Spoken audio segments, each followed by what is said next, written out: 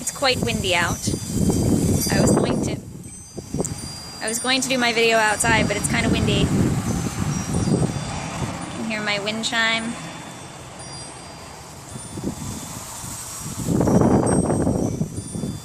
And a nice green grass, finally.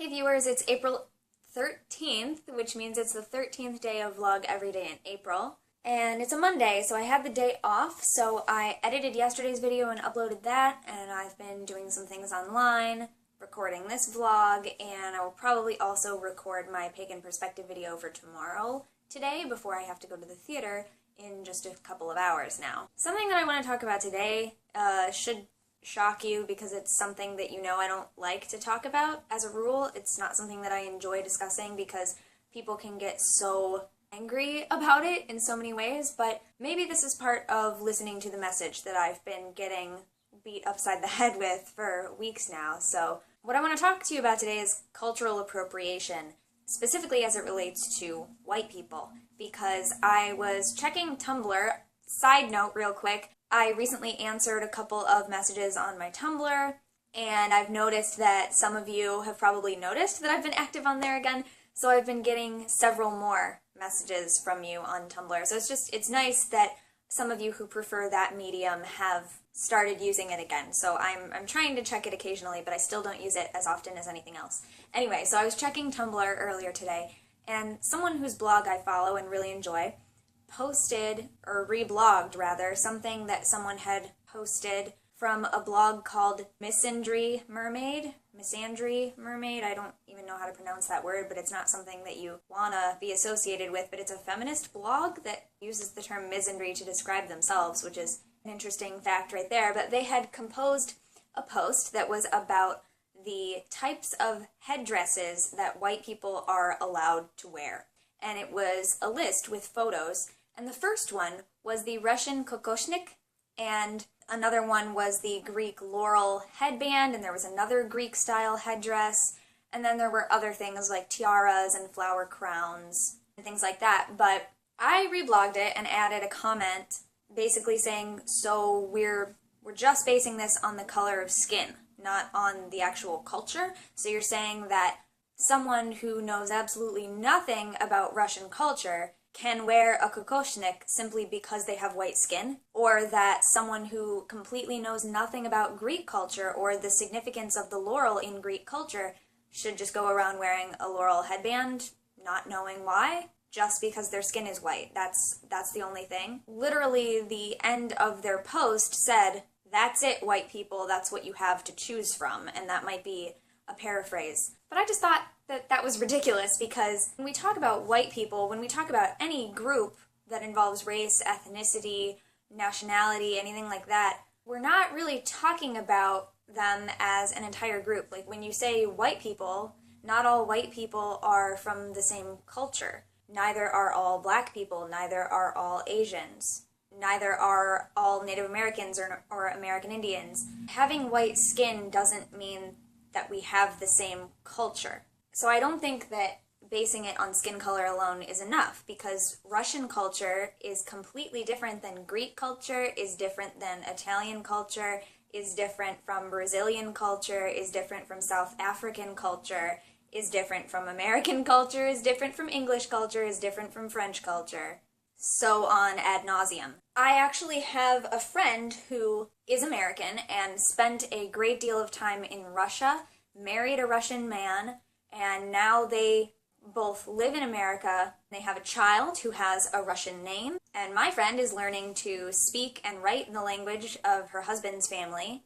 which I don't even want to name because I know that there are multiple languages associated with that country and that culture. So even just knowing and seeing as she learns more about Russian culture, I know that I don't know anything really about Russian culture. So I looked up the kokoshnik to see what it is, and they're just like any headdress involved in any culture or any religion. It has its own history, and it was worn by certain people at certain times, and if you were married versus unmarried, there was a different headdress that you would wear, and it has a different name, and things like that.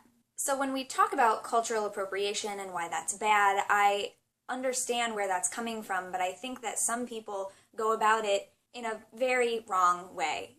You can't base it on something as literally superficial as skin color, because our skin color does not bind us together. No matter what culture or group of people you're talking about, telling someone that they can and cannot do certain things because of the color of their skin is being prejudiced. It works both ways, always, any direction on the multifaceted spectrum of these issues.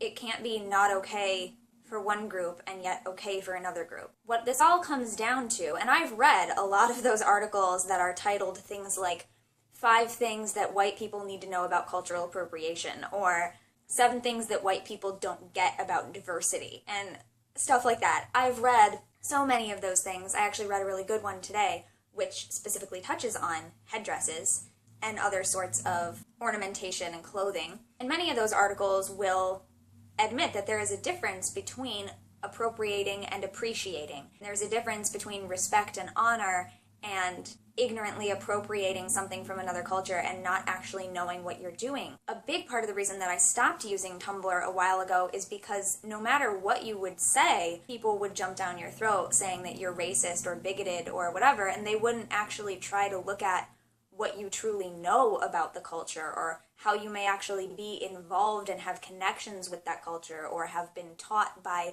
a leader of a certain cultural or religious group. They would just base it on the culture you were born into and the color of your skin, and therefore what you're not allowed to do, which is not right. So whether you read these articles, or you just talk to people online, or you're just being a person in your everyday life, what it all boils down to is not being an asshole, and not taking something from another culture without knowing anything about it, without transforming it into something that it's not to suit yourself, without mocking it, without derogating it.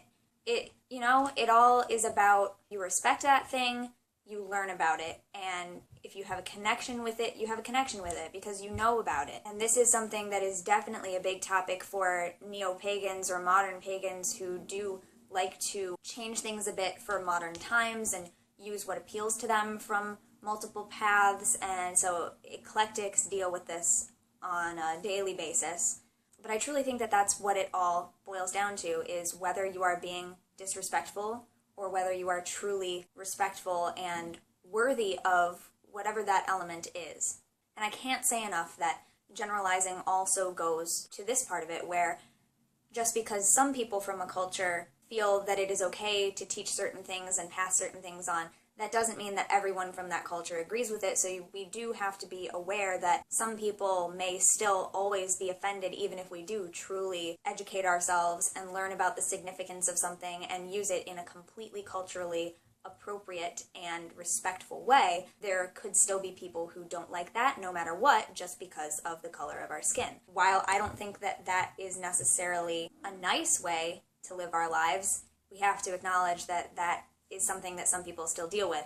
So to bring it back around to what actually started all of this, no, I don't think that white people should be allowed to wear whatever headdress from whatever white culture that they want to, just because their skin is white. And by the way, one of the photos in the post that inspired all this appears to be of a light-skinned Asian woman wearing a headdress made of organic vegetables. Okay, it was kind of a silly one to be added in there, but, her skin was white, but by her facial structure and bone structure, you could tell that she wasn't European descendant. She was clearly of Asian descent. And I did a little research on that as well, and it turns out that there are a lot of women in Japan, specifically, who have white skin. That doesn't make them what everyone else considers white people. So, just again, skin color should not be the only way that we determine who is and is not knowledgeable about certain aspects of different cultures and religions. That's it. That's what I wanted to say today. This is part of what I'm supposed to be doing to acknowledge this message that I've been receiving. Then this was a heck of a way to start me out doing it, because this is not something that I like to talk about. Again, just because of the way that people normally have these conversations. So please, as always, in the comment section, as always when you're dealing with any part of community, especially my communities online, whether it's my Facebook page, YouTube, collab channel, anything like that. And then I encourage you to bring this into your communities as well. Always just engage each other respectfully, and it's okay to disagree. It's not okay to call each other names and make assumptions and make generalizations and be mean to each other just because we're different, just because we don't agree with everything. And this goes back to what I was talking about yesterday, where my church was talking about our bond of union, which says that we pledge not to think alike, but to walk together. So here on my channel and everywhere in my life with people that I form connections with, I also strive to not necessarily think alike, but still to walk together and make the journey together and accompany one another and have it be a good journey. Thank you all for being here to be a part of it. I'll see you tomorrow. Thanks for watching. Don't forget to be awesome. Blessed be. And goodbye.